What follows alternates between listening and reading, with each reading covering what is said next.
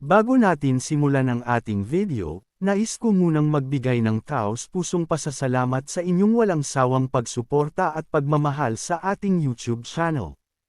Ang inyong patuloy na pagtangkilik at tiwala ay nagiging inspirasyon para sa amin upang patuloy na maghatid ng mga dekalidad na content.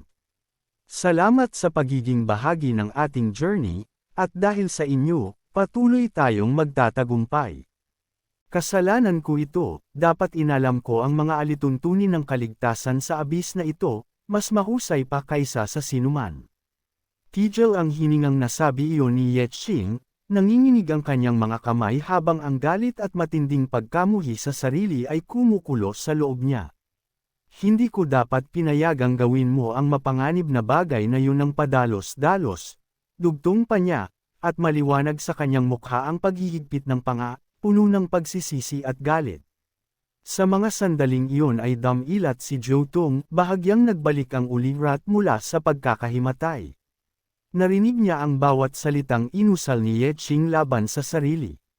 Mahina ngunit may ngiti sa labi, bulong niya, "Big bro, masaya ako na nakatulong ako sa inyo." Pinilit pa niyang ngumiti ng mas malaki, kahit halatang nanginginig pa ang boses. Sa wakas, nakatayo na rin ako sa gitna ng entablado, dagdag niya, puno ng munting tuwa sa kabila ng paghina ng katawan. Patuloy namang ginagamot ni Liu Xingran ang kanyang mga sugat, seryoso ang mukha at hindi inaalis ang kamay sa patong ng hilang energy. Sa kabilang gilid, si Ye Ling ay tahimik lang na nakamasid, hindi makasingit sa bigat ng atmosfera. Nakahinto si Yetching sa tabi nila, hindi makapagsalita. Ang mga mata niya'y nakatingin lamang kay Jotong, malungkot, mabigat, at dinudurog ng pagsisisi sa bawat desisyong ginawa niya kanina. Liu Xingran, Wu Ming, Ye Ling, kinakansela ko ang misyon ninyo ngayon. Mabigat at malamig ang tono ni Yetching habang nakatingin sa kanilang tatlo. Dalhin ninyo si Jotong pabalik sa tarangkahan ng abis. Ngayon din, pagkasabi noon ay agad siyang tumalikod. Ako na ang baalang tumapos sa abis na ito, mariin niyang dagdag, hindi man lang lumingon. Napasinghap sina Ye Ling at Liu Xingran sa sobrang gulat, halos sabay na napaatras ang hakbang. Si Jotong naman, kahit halos hindi makagalaw sa sakit ng katawan, ay napataas ang ulo na parang binuhusan ng malamig na tubig. Nanlaki ang mga mata ni Liu Xingran. Ano ang ibig mong sabihin na ikaw lang mag-isa ang tatapos dito? Tanong niya, puno ng pag-alala at hindi maitago ang panginginig ng boses. Sa halip na sumagot, lumakad si Yetching patungo sa lugar kung saan unti-unting natutunaw ang bangkay ng halimaw sa ilalim ng kanyang kapangyarihan. Ang usok at enerhiya mula sa natutunaw na laman ay gumuguhit ng kumikislap na alon sa paligid, parang isang paalala ng tindi ng laban. Sa isip niya, isang malinaw na katotohanan ang kumikirot, ang bawat sandali ng labanan sa abis ay tulad ng pagsasayaw sa gilid ng isang matalim na kutsilyo, walang katiyakan, walang awat, at kasing bilis ng tibok ng puso. Kung wala siyang matibay na kalooban at pusong kayang humawak ng takot, matagal na sana siyang bumagsak. At ngayon, alam niyang siya lang ang maaaring humarap sa natitirang panganib. Naisip niya, oo, naging mas malakas ako. Pero sa hindi ko maipaliwanag na paraan, may mga mahalagang bagay din akong tahimik na nawala. Tumitig si Yetching sa bangin, at sa katahimikan nito, para bang ang mismong dilim ang tumitig pabalik. Sa lalim ng anino, Worry may tinig na ng uuyam, kumukot siya sa kanyang kawalang halaga at kakulangan ng kapangyarihan. Sa gitna ng bigat ng pakiramdam, isang translucent na screen ang biglang lumitaw sa harap niya. You have obtained, Bone Meal Amulet Reward for defeating the large abyssal beast. Samantala, hindi napigilan ni Jotong ang sarili. Napatikip siya ng mukha habang unti-unting tumulo ang luha. Sa loob ng kanyang isipan, umiikot ang mapait na bulong. Patawad, sinubukan ko ang lahat para makarating sa gitna ng entablado. Pero sa huli, pabigat pa rin ako sa'yo. Sa sandaling iyon, naniwala siyang siya ang pinakawalang kwentang tao sa mundo. Tinitigan ni Yeching ang reward sa kamay niya, ngunit mas tumimbang sa kanya ang bigat sa dibdib. Ramdam niyang hindi niya kayang sabihin ngayon ang kahit anong nakaka-inspire na salita para pasiglahin muli si Jotong. At ang tanong ay kumagat sa loob niya. Ano nga ba talaga ang pumipigil sakin? Kung magsasalita ba ako ng encouragement, hinihimok ko ba siyang ipagpatuloy ang paglalagay ng sarili niyang buhay sa peligro?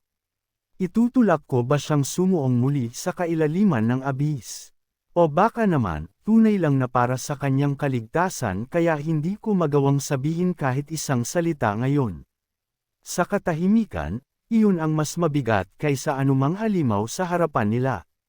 Sinubukan ni Yeching ay recycle ang mga bangkay ng lahat ng halimaw na kanilang napatay, maging ang katawan ng higanteng nilalang na halos kumitil sa kanila. Habang naglalaho ang mga bangkay sa anyo ng enerhiya, muling sumiksik sa isipan niya ang katotohanan. Ang mundong ito, at ang abis na ito, kailanman ay hindi nagpapakita ng awa. Hindi sa kahit sino. Kaya paano ko sasabihin kay Jotong ang mga salitang magpapabalik lang sa kanya sa peligro? Tahimik siyang tumayo at pinanood ang kanyang mga kasamahan habang unti-unting lumalayo, tumatawid sa nagliliwanag na gate ng abis. Kitang-kita niya ang pagod nilang mga balikat, ang mabibigat na hakbang, at ang katahimikang walang sinuman ang gustong wasakin. At nang tuluyang mawala ang kanilang mga anino sa loob ng liwanag, huminga siya ng malalim. Pagkatapos ay tumalikod si Yeching, nakaharap muli sa malawak at madilim na kailaliman. Ang kanyang mga mata ay puno ng tapang, parang apoy na tumatangging mamatay. Sa di kalayuan, ilang ibong halimaw ang umiikot sa himpapawid, humihikab ang mga anino nila sa ibabaw ng mga bangkay ng mga nilalang na nilipol nila.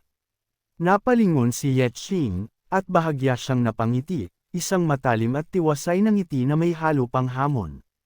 Nilapitan niya ang mga bangkay na natira at mahina ngunit may bahid ng pagninilay niyang sinabi sa sarili. Bagamat umiwas ang Hunting Heart sa direktang paghaharap kay Agma, hindi pa rin sila nakaligtas sa mga grupong halimaw na nagkalat sa daan. Sa tunog ng mga pakpak at amoy ng dagwang lupa, muling nagsimula ang laban niya sa abis. Tiningnan ni Yeching ang paligid, maingat na sinusuri kung may naiwan pang miyembro sa direksyong tinahak niya. Ngunit wala siyang nakita, ni isang katawan, ni bakas ng pag-atres. Dahil doon, nakatiyak siyang maayos na naisagawa ni na Fashong ang kanilang plano. May isang bagay na agad kumuha ng atensyon niya. Yumuko siya, pinulot iyon, at tumambad sa kanya ang isang smoke bomb, tiyak na ginamit ng grupo nila Fashong bilang bahagi ng kanilang paglusot. Ang King's Canyon, parang isang susi, bulong niya sa sarili. Kung nais mong lumalim, hindi ka makakadaan ng ligtas ng hindi namamalayan ng iba pang nilalang. Napapikit siya sandali at pinagdugtong-dugtong ang piraso ng impormasyon. Pag-iwas sa labanan, mukhang naghanda ng husto ang Hunting Heart. Mula pa noong simula, malinaw na plano nilang gumamit ng stealth para makuha ang reward sa huling silid ng abis. Mababa ngunit malinaw ang tono ng kanyang pagninilay. Pagkaraan, pina-activate ni Yeching ang Observation Eye, at agad na sumabog sa kanyang paningin ang mga sigla at presensya ng mga halimaw sa paligid. Sa di kalayuan, nakita niya ang grupo ng Ogre Warriors, mga dambuhalang nilalang, mas malalaki sa karaniwang Ogre Raider. Mabagal ang mga pag-atake ng mga ito, hindi kasing agresibo ng mas maliliit na kamag-anak. Ngunit alam ni Yeching na hindi iyon dahilan para magpakampante. Sapat ang lakas ng isang suntok ng Ogre Warrior upang magdulot ng instant kill sa kahit sinong mandirigmang kapantay lang ng antas nito. At ngayon, ilang hakbang na lang ang layo nila sa direksyong patungo sa kanya. Ikinuyong ni Yeching ang kamay na may hawak na smoke bomb, at naiupi niya ito sa isang iglap, parang papel lamang.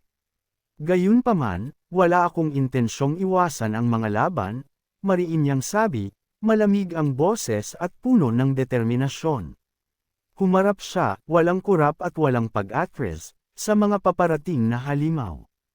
Sa isang malakas na hinga, nagpakawala si Yeching ng nagngangalit na enerhiya.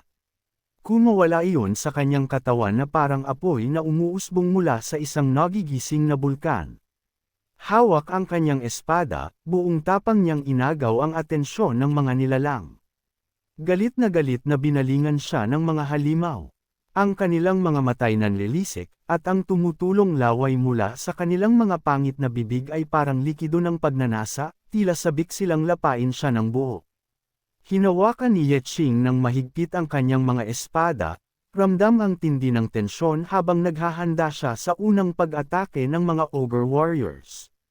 Sa bawat tibok ng puso niya, mas lalo pang tumitindi ang apoy ng pakikipaglaban. Samantala, sa kabilang banda ng Abyss, nakatayo sina Fashong at ang kanyang grupo sa harap ng isang napakalaking harang na gawa sa solidong bato. Hingal na hingal sila, ramdam ang bigat ng pagod mula sa napakahabang ruta na kanilang tinahak upang makaiwas lamang makipaglaban. Galit na napasuntok si Fashong sa bato, bumaon ang knuckles niya sa magkakabit na crack. Anong nangyayari? Sigaw niya, halos pumutok ang ugat sa sentido. Hindi pa ba tayo nakakarating sa dulo ng abyss? Napakuyong niya ang kamao, nanginginig ang braso sa frustration.